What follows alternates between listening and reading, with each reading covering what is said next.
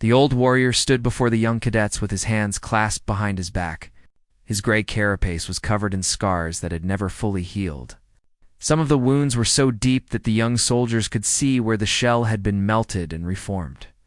Commander Raxos of the Vethkai Empire was not a pleasant sight to look at. But every cadet in that room knew his name. He was a legend. "You think humans are our friends?" Raxos said in his deep, rumbling voice. "You have grown up seeing them at our trading posts. You have watched their entertainment broadcasts. Some of you have even trained beside human soldiers in joint exercises." He paused and looked across the room. The cadets were young and eager. They knew nothing of real war. They had been born in a time of peace, and they believed that peace was normal. "I am here to tell you what humans really are," Raxos continued. "I am here to tell you what happens when you make them your enemy. And I pray to every god in the galaxy that you never have to learn this lesson the way I did." He touched one of the scars on his chest. The wound ran from his shoulder to his lower torso. A human blade had done that. The human who held that blade had been missing an arm. He had still fought for another 10 minutes before dying. 40 years ago, the Vethkai Empire ruled 17 star systems. Raxos began. "We were powerful. We were proud. And we were very, very foolish. Our high command looked at the humans and saw an easy target. They had no faster-than-light travel of their own. They were confined to their home system. Their weapons were primitive compared to ours. We thought conquering them would take a single rotation of their sun." A young cadet raised his hand. "Commander, I have read the history files. The records say that humans were classified as a minor species. How could they have been a threat?" Raxos laughed. It was not a pleasant sound. "That is exactly what we thought. That is why we ignored the warning from the Galactic Council. Do you know what they told us? They said 5 words. Just 5 words. They said, 'Do not wake the humans.'" He walked slowly across the front of the room. His old legs did not move as well as they once did. The cold of space had damaged his joints during the war, and they had never fully recovered. We laughed at that warning. We sent our scouts to observe the humans before the invasion. I was a young lieutenant then, leading a reconnaissance team to one of their colonies on the planet they called Mars. We watched them for 30 rotations, and what we saw should have terrified us. But we did not understand what we were seeing. Raxos pulled up a holographic display. It showed humans in a large arena, fighting each other while thousands watched and cheered. "They train their warriors by making them fight each other," he said. "Not simulations. Real combat. They break bones. They draw blood. They knock each other unconscious. And they call this sport. They do it for entertainment. No civilized species does this. We should have asked ourselves why humans did, but we did not ask. We just watched and felt superior." He changed the display to show human history records. Wars spanning centuries. Death counts in the millions. Cities reduced to rubble. And then rebuilt. And then destroyed again. We found their historical records. We learned about their wars. They had fought each other for thousands of years. Entire generations lived and died in single conflicts. They killed each other by the millions. And do you know what happened after each war? They rebuilt. They recovered. And eventually, they fought again. Their entire history is a cycle of destruction and renewal. The cadets were silent now. Some of them looked uncomfortable. We sent a report to High Command. We told them that humans simulated death for entertainment. We told them that their history was written in blood. And High Command said this was proof that humans were primitive savages who would fall easily to our superior forces. Raxos shook his head slowly. High Command did not understand. Humans were not primitive. They were practiced. They had been training for war since before our species learned to build ships. Every generation of humans had warriors. Every generation had survivors who passed their knowledge to the next. They were not weak because they fought each other. They were strong because they had never stopped fighting. He pulled up another display. This one showed the first battle of the war. Vethkai ships descending on human positions. Human defenses crumbling. Bodies in the red dust of Mars. The invasion began on what humans call a Tuesday, Our forces overwhelmed their outer colonies in 6 hours. Their weapons could barely scratch our armor. Their ships fell from the sky like burning insects. We killed thousands of them in that first battle. We lost only 47 soldiers. It was a complete and total victory. The old commander turned off the display. His eyes were distant, lost in memories that still haunted him after 4 decades. We celebrated that night. We sent messages home telling our families that the war would be over within a month. We laughed at how easy it had been. We mocked the humans for their primitive technology and their hopeless resistance. He looked at the cadets with an expression they did not understand. It looked almost like fear. That was when we should have been afraid. Because what we did not know about humans, what no species in the galaxy understood until it was too late, was this simple truth. Humans do not surrender after losing. They do not accept defeat. They do not give up and go home. Raxos walked to the window and looked out at the stars. Somewhere out there was Earth. Somewhere out there was the species that had changed the galaxy forever. When humans lose a battle, they do something no other species does. They learn. Every death teaches them something. Every defeat makes them stronger. Every weapon we used against them, they studied. Every tactic we employed, they analyzed. We thought we had won a great victory that day. We had actually given them the greatest gift possible. We had shown them exactly how we fought. He turned back to face the young soldiers. His voice dropped to almost a whisper. Within 6 months, our patrols started disappearing. Our outposts went silent. Our soldiers began to see ghosts in the darkness. The humans had learned. And now, it was time for them to teach us what war really meant. The cadets sat in horrified silence as the old warrior gathered his thoughts for the next part of his tale. Commander Raxos returned to the center of the room and faced the young cadets once more. The silence was heavy. None of them had ever heard these stories before. The official record spoke of the war in clinical terms, numbers and dates, territory gained and lost. But the old warrior was giving them something the records could never capture. He was giving them the truth. For the first 6 months, we won every major battle, Raxos continued. Our technology was simply too advanced. Our ships controlled the space above their worlds. Our ground forces had armor that their weapons could not penetrate. We pushed them back from colony after colony. We took their outposts. We burned their bases. And we grew confident, paused and touched another scar on his arm. This one was different. Smaller, cleaner, a knife wound. The strange reports began slowly. A patrol of 12 soldiers would go out on a routine mission. Only 4 would come back. They would tell stories of attacks from nowhere. Enemies that appeared and vanished like smoke. Weapons that should not have worked against our armor, but somehow did. Raxos pulled up a tactical display showing a Vethkai patrol route. Red dots marked where soldiers had disappeared. Our commanders dismissed these reports at first. They said the missing soldiers had gotten lost. They said the survivors were confused or scared. They refused to believe that humans could threaten us in small numbers. After all, we had defeated their armies. What could a handful of survivors do against the might of the Vethkai Empire? The old warrior shook his head at the memory of that foolishness. The humans attacked at night. This made no sense to us. Humans needed sleep. Their bodies required long periods of rest to function. They should have been sleeping during the dark hours. But they came in the darkness anyway. They used the night like a weapon. Our thermal sensors could not find them. They had learned to mask their heat signatures using mud and plants and whatever else they could find. He showed images of human soldiers covered in strange materials, nearly invisible to Vethkai detection equipment. They moved through terrain that our scanners said was impossible to cross. Mountains, swamps, frozen wastelands. Places where no sensible creature would go. But humans went anyway. They suffered. They lost fingers and toes to the cold. They starved when food ran out. And they kept coming. A cadet spoke up nervously.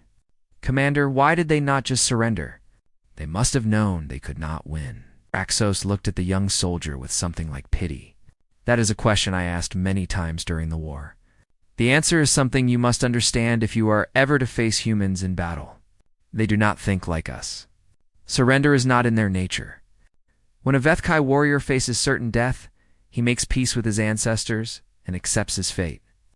When a human faces certain death, he becomes more dangerous than ever before. He switched the display to show a HFY military base. Bodies lay everywhere. The walls were scarred with weapon fire. This was Outpost 7, 50 of our soldiers stationed there. One night a group of 9 humans attacked. 9 against 50. They should have been slaughtered in seconds. Instead, they killed 32 of our warriors. Before being stopped, and here's the part that haunted me. The humans did not try to escape. They did not try to survive. They had come to die. And they had come to take as many of us with them as possible. The cadets shifted uncomfortably in their seats. The survivors we left behind became the most dangerous of all. We made a terrible mistake. When we won battles, we did not hunt down every last human soldier. We thought the survivors would spread fear. We thought they would tell others about our power and convince their people to surrender. Instead, those survivors became teachers. They shared everything they had learned about how we fought. They trained new soldiers. They planned new attacks. Every human we let live came back stronger and smarter than before. Raxos brought up medical records on his display. HFY doctors examining a human prisoner. I was present when we captured our first human soldier alive. His name was David Chen. He had been shot 3 times during the battle. 1 bullet had gone through his shoulder. Another had pierced his leg. The 3rd had passed through his side, damaging several organs. By all medical logic, he should have been unconscious or dead. Instead, he had continued fighting for 2 more hours before blood loss finally brought him down. The old commander's voice grew quiet with remembered awe. Our doctors studied him. They discovered something that terrified them. Humans have a chemical in their bodies called adrenaline. When they are in danger, this chemical floods their system. It makes them faster, stronger. It suppresses their pain signals. Their own bodies can override the warnings that tell them to stop. They can continue fighting through injuries that would kill any other species. He looked at the cadets with deadly seriousness. Do you understand what this means? When you wound a human, you do not weaken them. You make them more dangerous. Their body responds to injury by giving them more strength.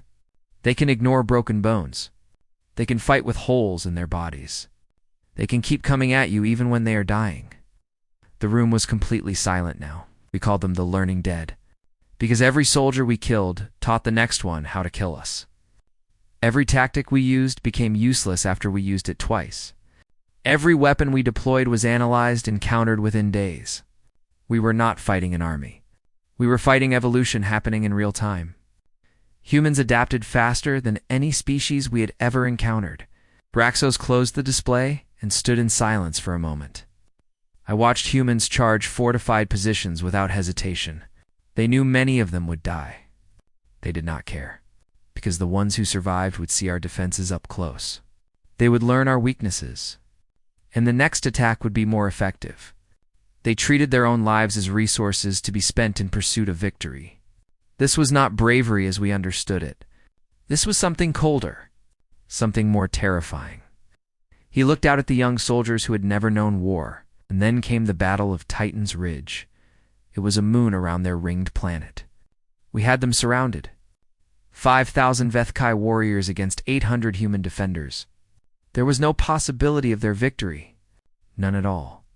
And what happened in those 3 days changed everything I believed about war.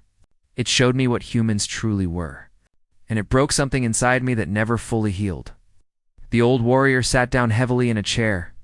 His body was tired, but his memories were as sharp as ever. Tomorrow, I will tell you about Titan's Ridge.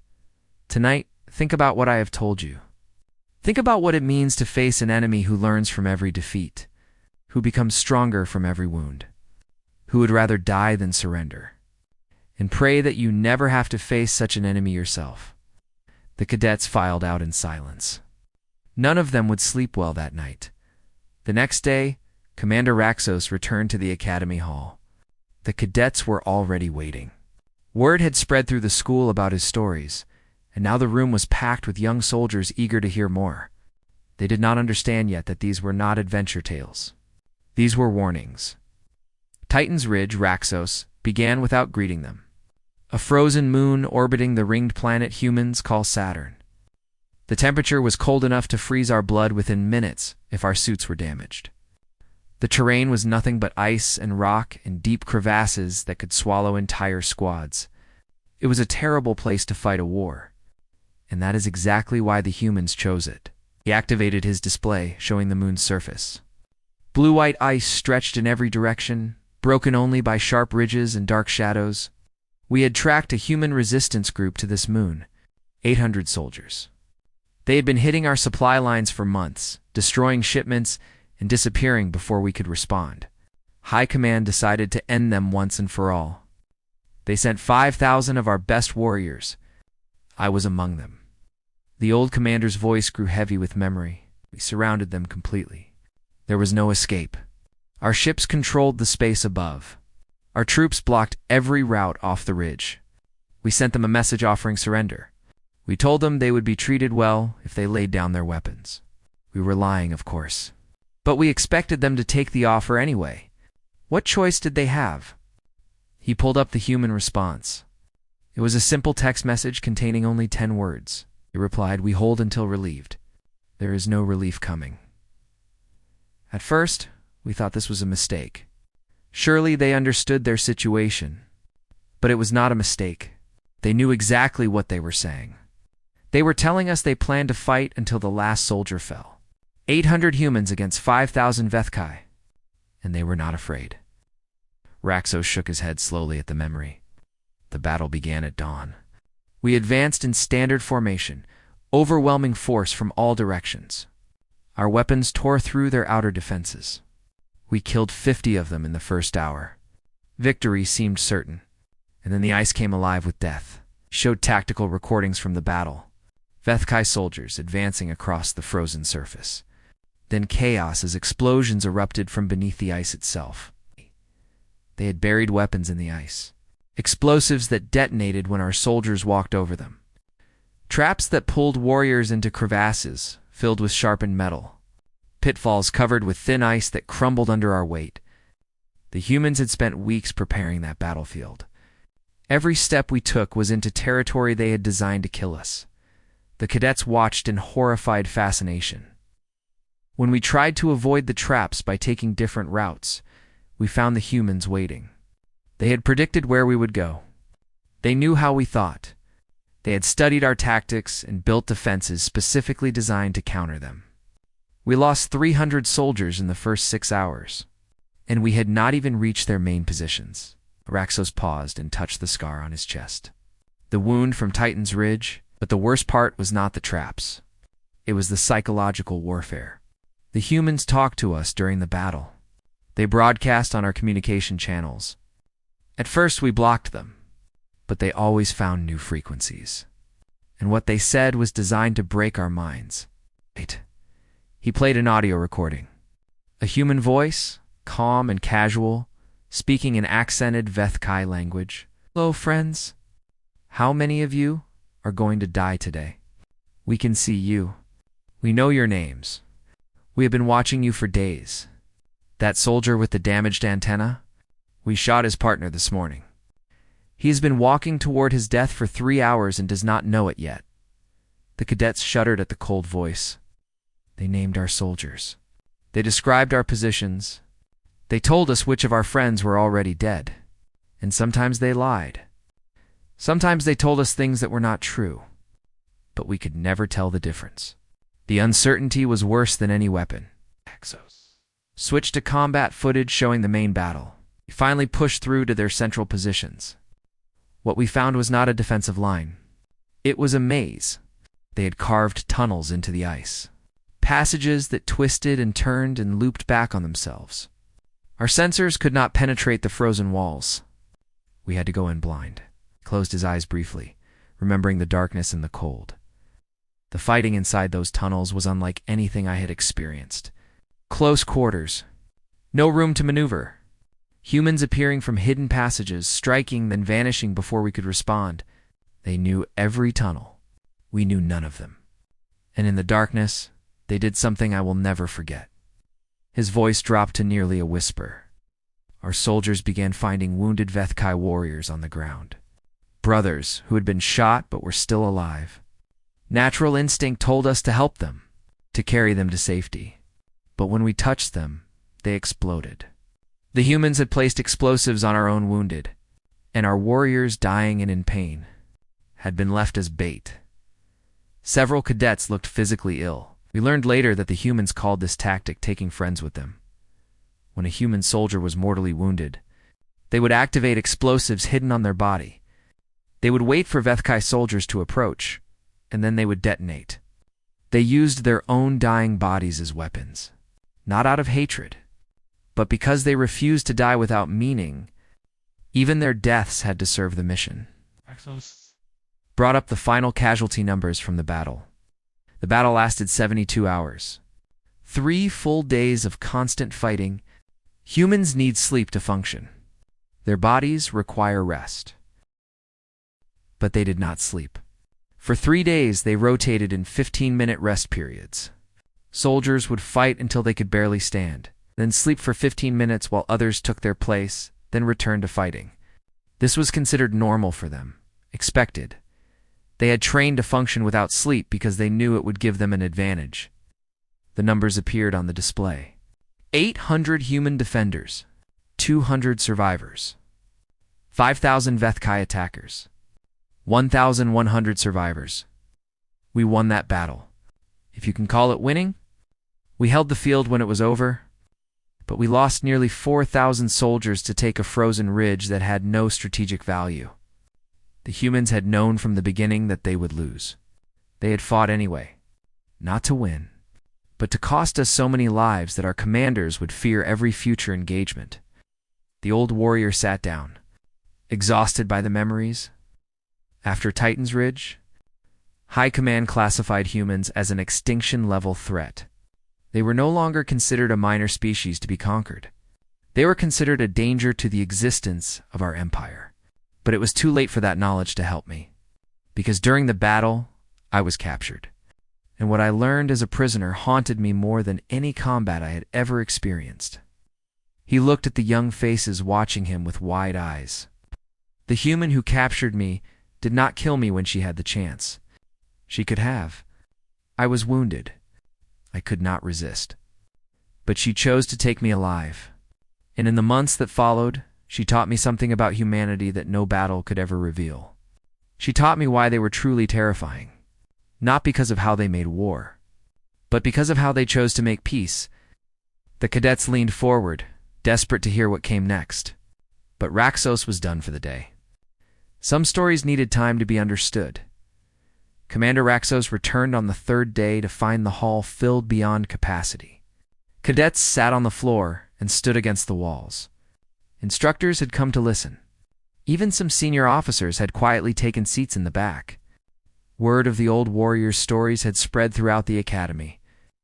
I was captured during the final hours of Titan's Ridge, Raxos began. A human soldier found me bleeding in one of the ice tunnels.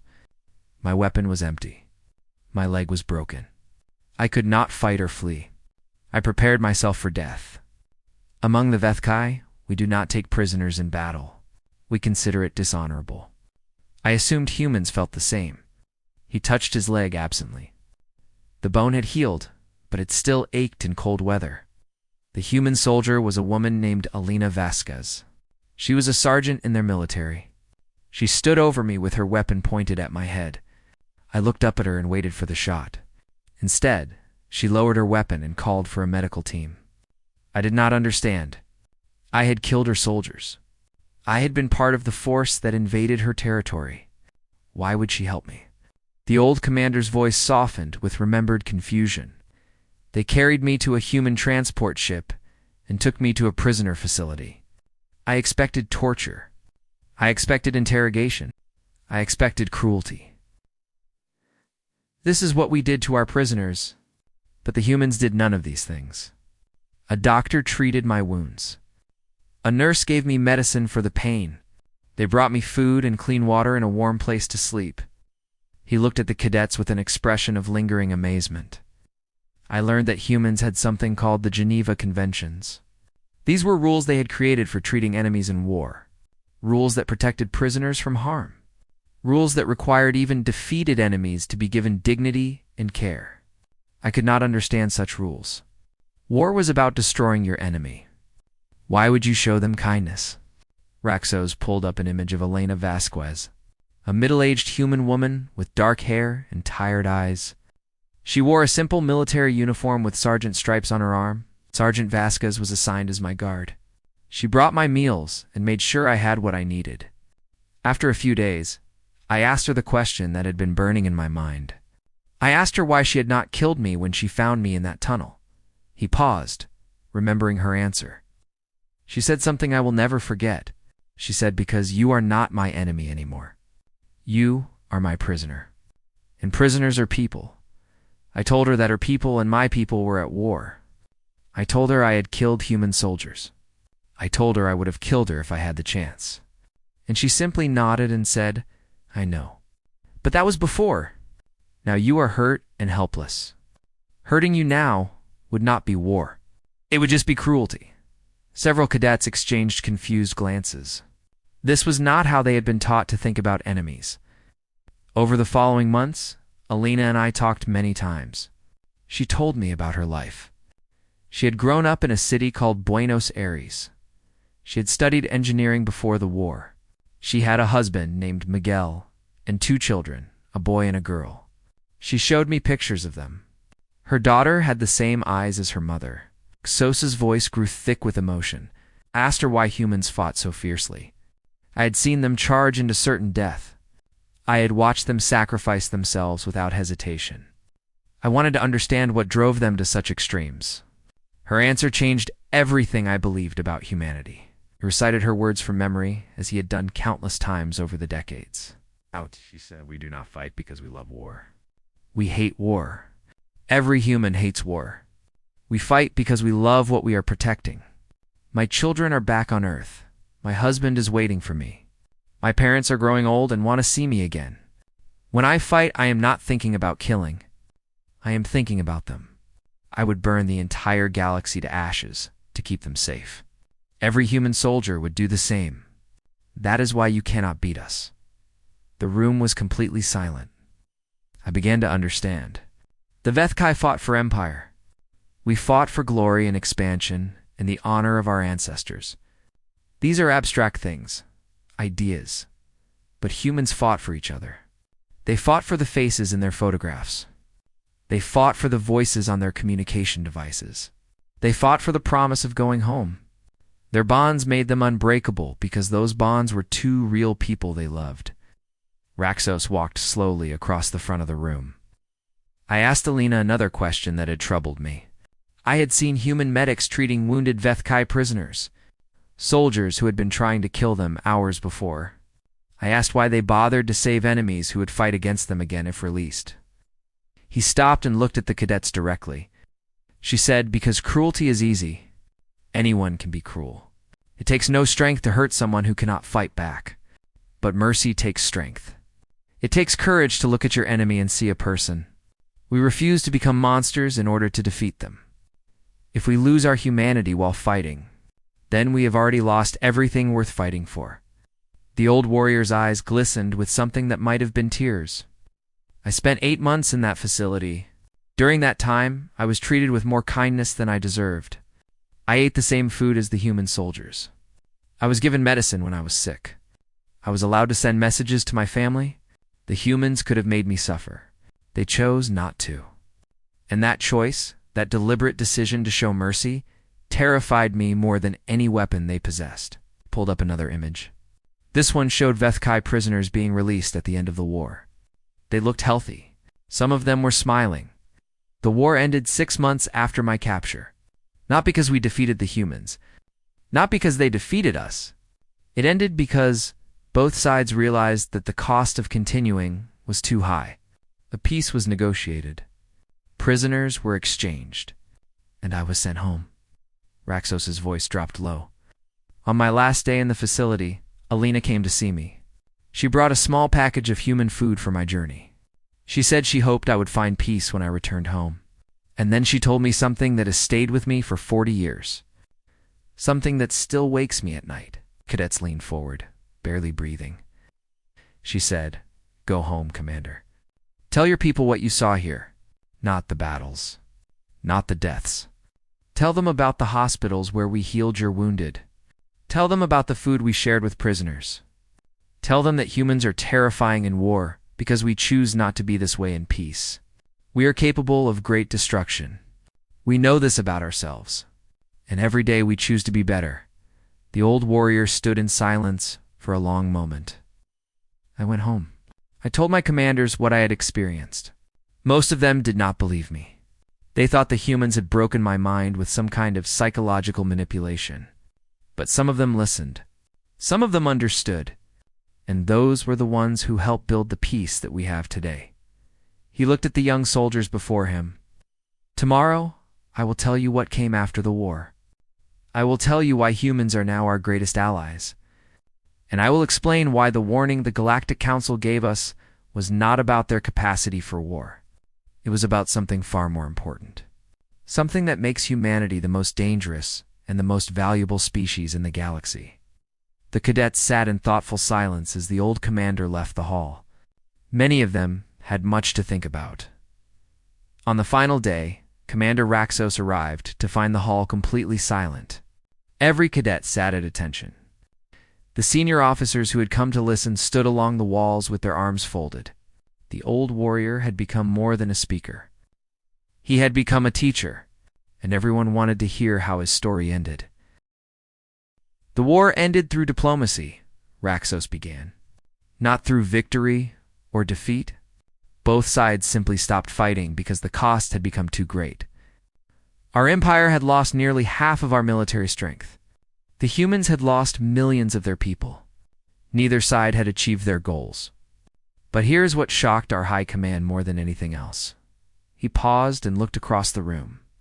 The humans offered peace. Not surrender. Not terms of defeat. They offered genuine peace. They said they wanted to stop the killing and find a way to coexist. Our commanders could not understand this. We had invaded their territory. We had killed their families. We had tried to conquer their worlds. By all logic, they should have wanted revenge. Instead, they wanted peace. Raxos pulled up records from the peace negotiations. Vethkai and human diplomats sitting across from each other at a long table. Our leaders asked the human ambassador a question that had been troubling them. They asked why the humans did not press their advantage. By the end of the war, human tactics had become devastating. They were winning more battles than they lost. They could have pushed forward and made us pay for what we had done. Why did they stop? The old commander recited the ambassador's response from memory. The human said, "Because we are tired of war. We have always been tired of war. We are very good at it. We hate that we are good at it. Every generation of humans has known war. Every generation has hoped their children would not have to know it. We stopped fighting because we want to build something better.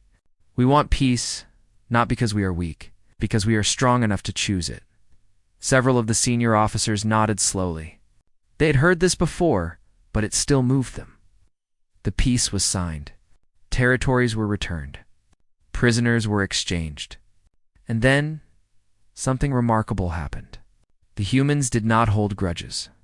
They did not demand punishment for our leaders. They did not seek to humiliate us. They simply said, "Let us move forward together." Raxos showed images of the first joint Vethkai human projects. Scientists working together. Soldiers training side by side.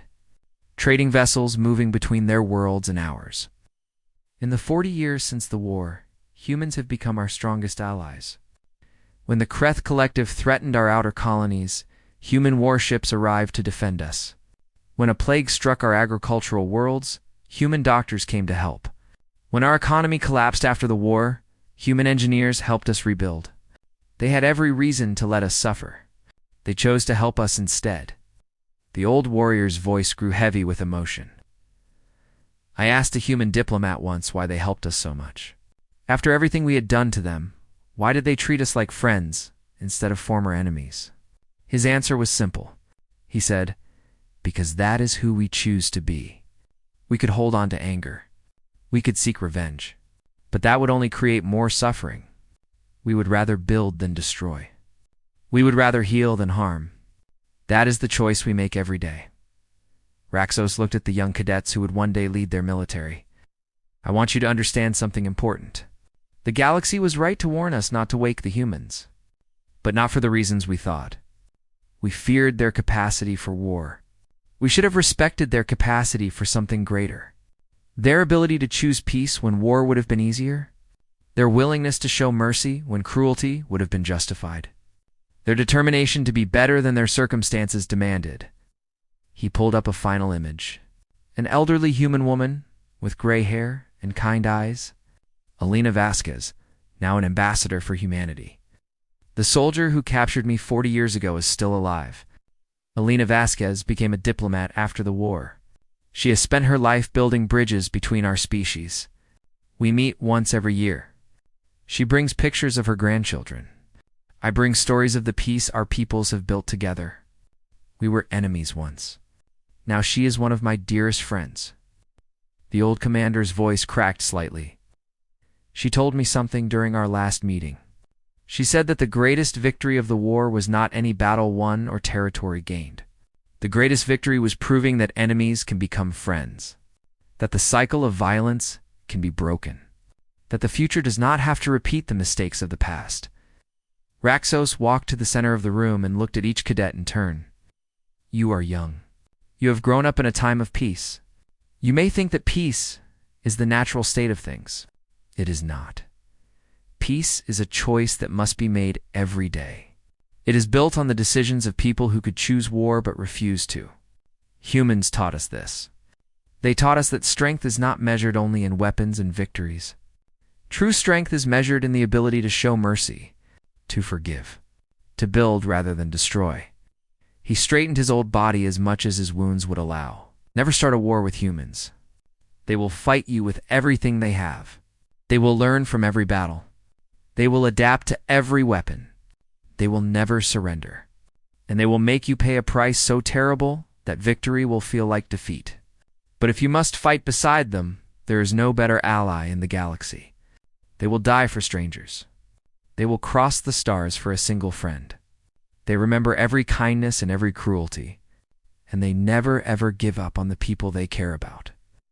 The old warrior made his way toward the door. But before he left, he turned one last time. The Galactic Council told us not to wake the humans. They should have told us something else. They should have told us not to make them our enemies. Because once you have seen what humans do for love, you understand that their capacity for war is merely the shadow of their capacity for compassion. They are terrifying not because of what they can destroy. They are terrifying because of what they can build. And what they choose to build, against all odds and expectations, is hope. Commander Raxos left the hall in silence. The cadets remained in their seats for a long time afterward. They had come to hear stories of war. They had learned lessons of peace. And somewhere in the galaxy, Alina Vasquez was looking at a picture of an old Vethkai warrior and smiling at the memory of a friendship that had once seemed impossible. The greatest battles are not won with weapons. They are won with choices. And humanity had chosen to be better than their enemies expected. That was their true victory. That was why the galaxy would never forget them. And that was why an old soldier still told their story to anyone who would listen.